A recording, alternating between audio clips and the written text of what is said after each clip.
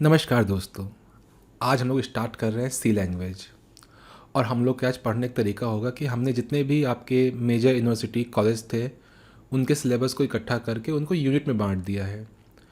Unit में divide करने का फ़ायदा ये होता है कि हम लोग हर टॉपिक को पढ़ सकते हैं और जैसे आपके कॉलेज में या आपके सिलेबस में होगा कुछ कुछ आपको सारे टॉपिक यहाँ पर मतलब अधिकतर टॉपिक आपको इस यूनिट में मिल जाएंगे। और पढ़ने में ईजी इसलिए रहेगा क्योंकि आपको लगेगा कि आपकी यूनिट ही यहाँ पर कवर हो रही है और कोई भी टॉपिक हमसे छूट नहीं पाएगा। जब हम लोग सिंपल रेफरेंस बुक के हिसाब से पढ़ते हैं तो हो सकता है कुछ ऐसे टॉपिक छूट जाएं जो आपके सिलेबस में हो लेकिन बुक में ना हो, क्योंकि जो बुक होती है जनरल होती है, रेफरेंस बुक्स होती हैं। तो हमने यहाँ पर एज अ टेक्स्ट बुक के हिसाब से इसको डिज़ाइन किया है ताकि आपके कोर्स का हर वो टॉपिक जो आपके यूनिवर्सिटी एग्ज़ाम में पूछा जाता है वो यहाँ पर मिल जाए। और हम लोग का पूरा यहाँ पर फोकस ये है कि इस वीडियो को देखने के बाद आपको बुक रिफ़र ना करनी पड़े ताकि आप डायरेक्ट एग्ज़ाम दे आएँ। और बुक आप बाद में नॉलेज के लिए पढ़ सकते हैं। नॉलेज के लिए कोई टाइम बैरियर नहीं होता है कि आपको केवल इसी टाइम में उसको करना है। आपके लिए लाइफ पढ़िए, आप कभी भी कितना भी एक्वायर कर सकते हैं नॉलेज। लेकिन हाँ, फिलहाल तो फोकस होता है हम लोग का कैसे हम लोग अपने पेपर को अच्छा सा नंबर लाएँ और उसमें उसको अच्छे से करके आएँ। तो चलिए स्टार्ट करते हैं। जैसे आपको दिख रहा होगा जो मेरी पहली यूनिट है, इस यूनिट में हम लोगों ने कुछ टॉपिक यहाँ रखे हैं। इसमें पहले हम लोग सी लैंग्वेज के बारे में पढ़ेंगे। होता है क्या है, जिसमें आपकी हिस्ट्री होगी, सी की प्रोग्रामिंग स्ट्रक्चर क्या होता है, कैसे हम प्रोग्रामिंग लिखते हैं वो हो गया। उसके बाद function as a building block हो गया, लैंग्वेज फंडामेंट्स हो गए, आपके करेक्टर सेट हो गया, टोकन हो गए, कीवर्ड हो गए, आइडेंटिफायर हो गए, कांस्टेंट हो गए, डेटा टाइप हो गया, कमेंट हो गए। हमने उसको इस तरह अरेंज क्यों किया, क्योंकि अगर आप अपना सिलेबस देखेंगे तो आपको आपके सिलेबस में भी इसी ऑर्डर में आपको सी प्रोग्रामिंग अरेंज मिलेगी। कोई भी यूनिवर्सिटी हो, कोई भी आपका कॉलेज हो, आपको सी का सिलेबस 90 to 95% ऐसा ही मिलेगा जैसा यहाँ पर लिखा हुआ है। किसी भी कॉलेज में सी बिल्कुल यहाँ से शुरू नहीं करते कि बी से स्टार्ट कर दिया। स्टार्टिंग सी की हमेशा शुरुआत से ही होती है जैसा कि यहाँ पर लिखा गया है। तो थोड़ा टाइम टेकिंग प्रोसेस था ये कि हर यूनिवर्सिटी का सिलेबस लेकर उसको कॉमन पार्ट को उठाकर यहाँ पर लाना, लेकिन खैर आप लोग के लिए हम लोगों ने किया ये। और हम लोगों ने यहाँ पर 4 यूनिट में आपके पूरे सी को हमने डिवाइड कर रखा है। तो चलिए स्टार्ट करते हैं आपका यूनिट 1। तो यहाँ पे पहला होता है कि प्रोग्रामिंग लैंग्वेज होती क्या है। जाहिर सी बात है आपकी सी एक प्रोग्रामिंग लैंग्वेज है। हम लोग बात करते हैं जावा प्रोग्रामिंग लैंग्वेज है। तो प्रोग्रामिंग लैंग्वेज होती क्या है, तो यहाँ पे लिखा हुआ पहले तो प्रोग्रामिंग लैंग्वेज से मतलब होता है कि पहले प्रोग्राम क्या होता है, क्योंकि प्रोग्रामिंग लैंग्वेज में एक टर्म आ रहा प्रोग्राम। तो पहले प्रोग्राम देखते हैं। तो program is the set of instruction. ये एक सेट ऑफ इंस्ट्रक्शन होता है जो किसी पर्टिकुलर टास्क को परफॉर्म करने के लिए लिखा जाता है। अब आपने कहा इसका मतलब क्या हुआ, तो इसका कुछ ऐसा मतलब ये हुआ कि अगर सपोज़ आपको कहीं जाना है। सपोज़ आपने कहा कि संडे को क्या करना है, आज संडे है सपोज़, और आपने कहा मुझे संडे को आपने ऐसे कुछ करके अपने 3-4 काम आपने लिख दिए। किसी ने अपने दोस्त से पूछा कि संडे का तुम्हारा प्रोग्राम क्या, तो आपने कहा मुझे संडे को मार्केट जाना है, उसके बाद फिर अपनी कार को सर्विस कराना है, उसके बाद फिर घर के कुछ काम करने हैं। तो आपने लिखा कि सब कुछ घर के काम करने हैं आपको यहाँ पर, तो आपने लिख दिया कि इस तरह से कुछ आपने काम लिख दिए। तो ये क्या हो गया, आपके पूरे दिन का प्रोग्राम हो गया, जिसको आपने सिंपल इंग्लिश में या हिंदी में जो लैंग्वेज आपकी है उसमें आपने इसको लिख लिया। तो ये क्या हो गया, एक सेट ऑफ इंस्ट्रक्शन या टास्क हो गया जो आपको परफॉर्म करना है। तो प्रोग्राम कुछ होता नहीं है, प्रोग्राम भी होता है सेट ऑफ इंस्ट्रक्शन होता है, जहाँ पर हम लोग लाइन्स लिख देते हैं कि कौन सा काम हमको किस ऑर्डर में करना है, और जो आपका कंपाइलर होता है उसी ऑर्डर में वो काम करता रहता है। तो program is the set of instruction जैसा कि वहाँ लिखा हुआ था। अब ये हो गया आपका प्रोग्राम। अब प्रोग्रामिंग लैंग्वेज क्या होता है, जाहिर से बात है अभी हमने बात करी थी वहाँ पर कि जैसे आपको लिखना है कि आपको संडे में क्या क्या काम करना है, तो आप किस में लिखेंगे, जो आपकी रीजनल लैंग्वेज होगी उसमें लिखेंगे। जैसे आप किसी भी इंडिया किसी भी पार्ट से हैं तो अगर आपकी रीजनल लैंग्वेज जो भी होगी आप उसमें लिखेंगे, क्योंकि उसमें अधिकतर लोग कंफर्टेबल होते हैं, सहज होते हैं, तो आप उसमें लिखेंगे। नहीं तो आप इंग्लिश में लिखेंगे। तो इसका मतलब आप ऐसी लैंग्वेज में लिखेंगे जिसको आपका दिमाग समझ पाए कि आपको करना क्या है। आपने किसी तरह से आपने आपके इंस्ट्रक्शन को आपने फ्रेंच में या जर्मन में या चाइनीज़ में लिख दिया जो कि आपको नहीं आती है, तो भले या किसी से लिखवा दिया जो कि आपको नहीं आती है, तो बाद में जब आप उसको पढ़ेंगे तो आप खुद नहीं समझ पाएंगे लिखा क्या है। तो यही चीज़ होती है कंप्यूटर के साथ में। तो हम लोग क्या करते हैं कि कंप्यूटर पे जो लैंग्वेज लिखते हैं वो ऐसे फॉर्मेट पे लिखते हैं कि जो आदमियों के लिए समझने और याद करने में आसानी हो। लेकिन एक बात यहाँ पर और आती है कि हम तो इंसान हैं, हम तो बातें समझते हैं, लेकिन अपनी लैंग्वेज समझते हैं। अगर वो किसी और लैंग्वेज में होगा तो हम उसको डायरेक्ट नहीं समझ पाएंगे। तो उसके लिए क्या करना पड़ेगा?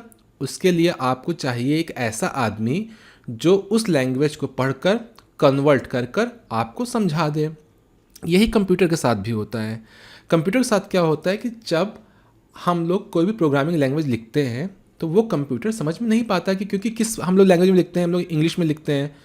तो आपका जो कंप्यूटर का जो ट्रांसलेटर होता है या कंपाइलर होता है वो क्या करता है, जो हम लोग लिखते हैं उसको कन्वर्ट करता है किस लैंग्वेज में, कंप्यूटर के कोड में कन्वर्ट करता है, और फिर कंप्यूटर उसको समझकर उस टास्क को परफॉर्म करता है।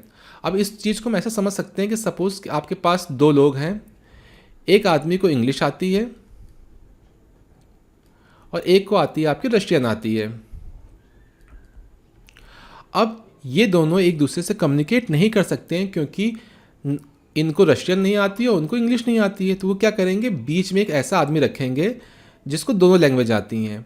वो क्या करेगा, इंग्लिश सुनेगा और उसको रशियन में कन्वर्ट करेगा, और रशियन सुनेगा उसको इंग्लिश में कन्वर्ट करेगा।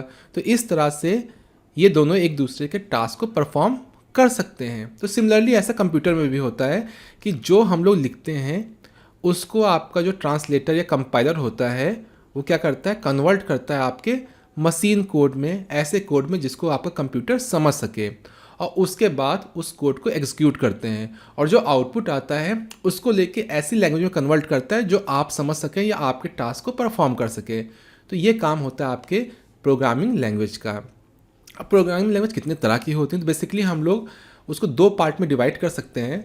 एक होता है आपका लो लेवल लैंग्वेज और दूसरा होता है आपका हाई लेवल लैंग्वेज। अब ये लो लेवल लैंग्वेज और हाई लेवल लैंग्वेज क्या होता है हम लोग देखते हैं इसको। जो आपका लो लेवल लैंग्वेज होता है इसका मतलब ये होता है कि ये बहुत क्लोज होता है मशीन और हार्डवेयर के। मतलब कि ये ऐसी लैंग्वेज होती है जो आपका मशीन और हार्डवेयर तुरंत समझ सकता है। इसके लिए आपको बहुत कोशिश नहीं करनी पड़ती या कोई भी ट्रांसलेटर नहीं चाहिए होता है। जैसे आपको हिंदी आती है और मैं ये लेक्चर हिंदी में बना रहा हूँ, जाहिर सी बात है कि आपको मेरी बात समझने के लिए किसी भी मिडिल मैन की ज़रूरत नहीं है जो मेरी बात को कन्वर्ट करे और आपको समझाए, क्योंकि हम दोनों लोग एक ही लैंग्वेज पर हैं।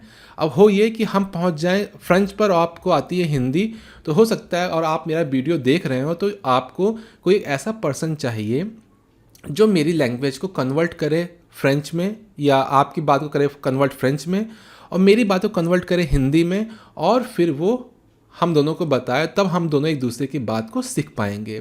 तो ऐसा होता है लो लेवल में। मतलब कि यहाँ पर क्या होता है कि low level language can be converted to machine code without using compiler और इंटरप्रेटर। मतलब कि हमको किसी भी बीच वाले कोई भी एक ऐसा मीडियम नहीं चाहिए जो हमारे लैंग्वेज को कन्वर्ट करे। हम दोनों एक दूसरे की बात को समझ सकते हैं विदाउट किसी कंपाइलर के या इंटरप्रेटर के। मतलब कि दो लोग हैं जो सेम लैंग्वेज में हैं, उनको कोई भी ट्रांसलेटर नहीं चाहिए होता है अपनी बात को कन्वर्ट करने के लिए, क्योंकि सेम लैंग्वेज में होते हैं। अब इसके बाद आता है कि आपकी मशीन लैंग्वेज, जो आपकी लो लेवल लैंग्वेज होती है, उसको भी हम दो टाइप में कर सकते हैं। एक होता है मशीन लेवल कोड। तो computer can understand only the digital form, digital signal. हमको पता है कि जो कंप्यूटर होता है केवल डिजिटल सिग्नल समझ पाता है। वो बाइनरी के फॉर्म में समझता है, 0-1 के फॉर्म में समझता है। तो ऐसे में क्या होता है कि अगर आपने कोडिंग करी है 0-1 के फॉर्म में, तो वो बिल्कुल होती है मशीन लेवल कोड होता है। मतलब कंप्यूटर बिल्कुल उसको डायरेक्ट समझ सकता है। अब दूसरा आता है असेंबली लैंग्वेज। असेंबली लैंग्वेज क्या होता है कि ये भी लो लेवल लैंग्वेज होती है, लेकिन इसमें हम लोग क्या करते हैं, कुछ इंग्लिश लाइक वर्ड यूज़ करते हैं, जैसे कि मूव, ऐड, सब। और इन वर्ड को, अब हमने भी कहा था ना कि अगर हम हिंदी में बात कर रहे हैं, आप इंग्लिश में हिंदी में बात कर रहे हैं, तो हम लोग को किसी भी कन्वर्टर की या ट्रांसलेटर की ज़रूरत नहीं पड़ेगी।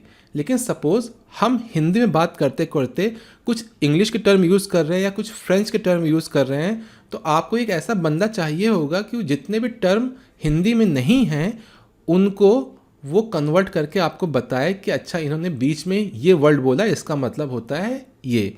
तो इस तरह से आपको एक ट्रांसलेटर की ज़रूरत पड़ेगी। तो हम लोग यहाँ देख रहे हैं कि जब हम लोग मशीन लेवल की बात करते हैं तो ये डायरेक्ट किस फॉर्म में होता है, 0 और 1 के फॉर्म में होता है।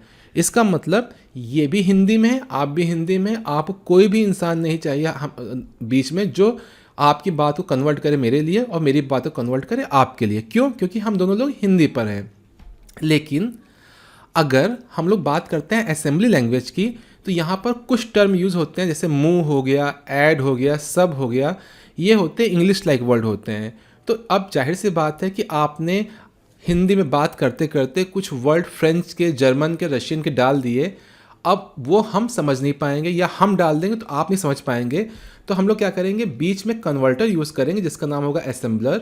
वो क्या करेगा कि जो भी मेरे टर्म होंगे जो आप नहीं समझ पा रहे हैं, जो 0-1 के फॉर्म में नहीं है, तो उनको हम लोग कन्वर्ट कर देंगे 0-1 के फॉर्म में या मशीन लेवल के फॉर्म में कन्वर्ट कर देंगे, ताकि आप मेरी बात अच्छे से समझ जाओ। तो ये होता है आपका असेंबली लैंग्वेज। तो हमने अपनी जो बात कही है कुछ छोटे में हमको करना चाहें, तो जो लो लेवल लैंग्वेज होती है वो कंपाइलर और इंटरप्रेटर की ज़रूरत नहीं पड़ती है उसमें।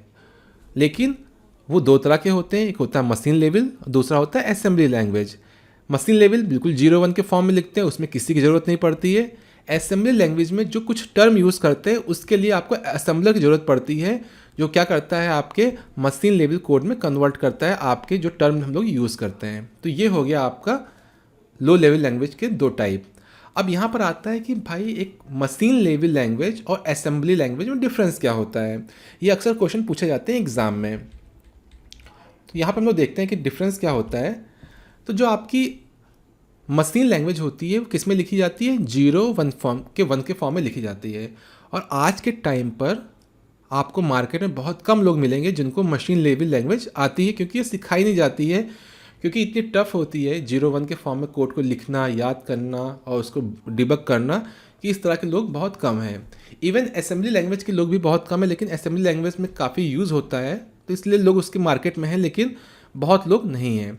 तो यहाँ पर जो मशीन लेवल जो लैंग्वेज होती है, मशीन लैंग्वेज होती है, वो 0-1 के फॉर्म में लिखी जाती है।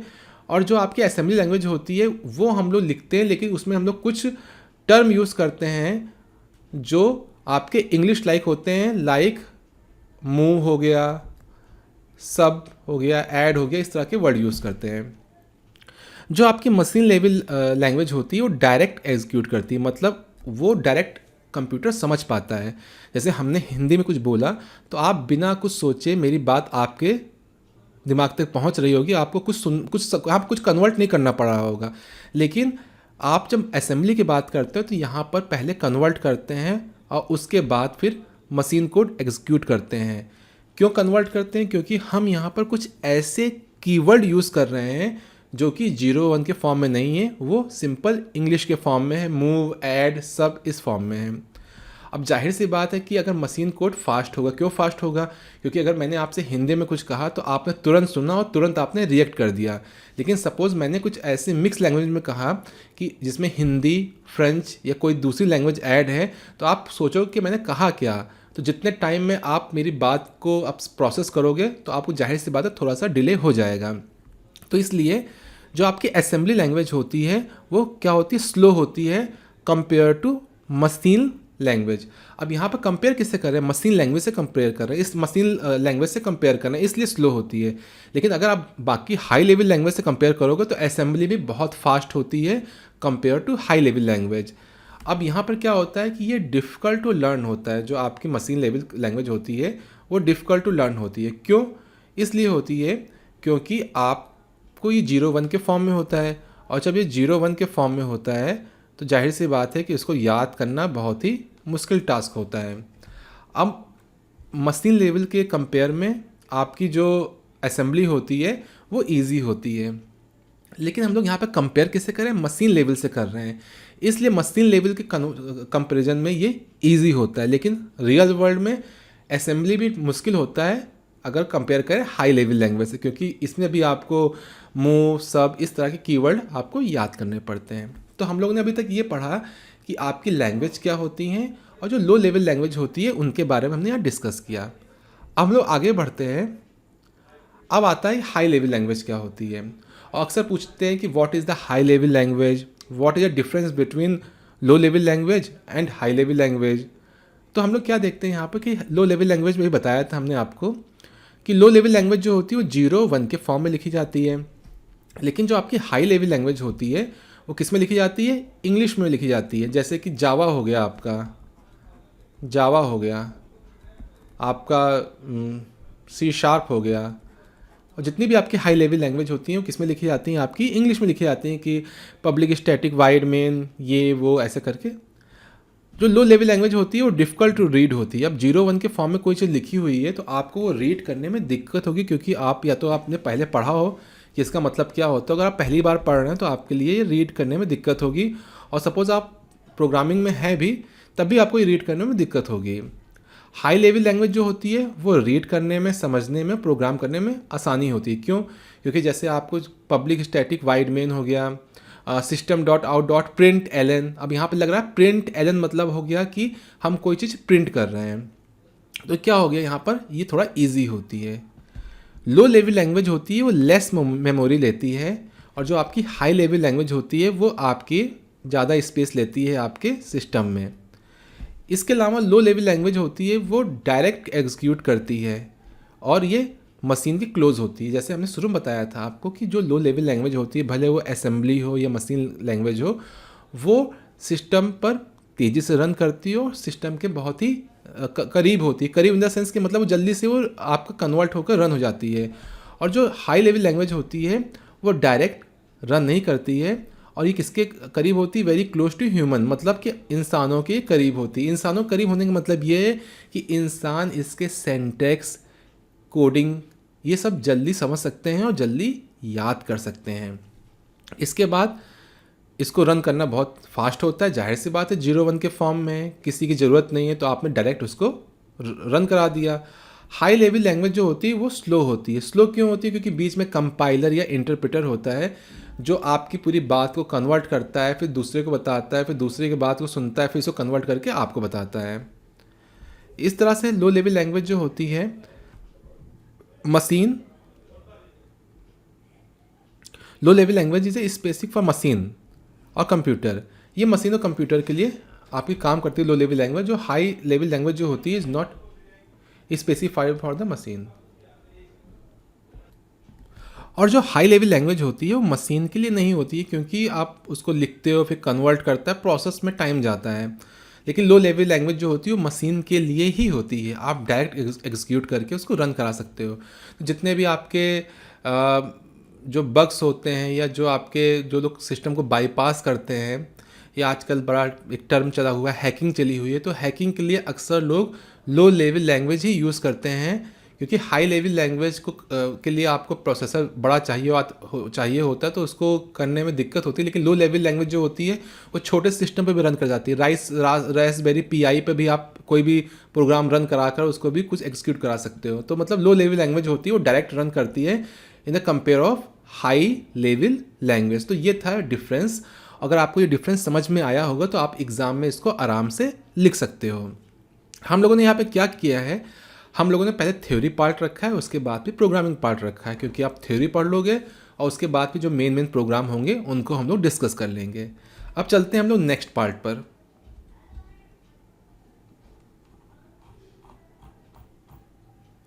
अब नेक्स्ट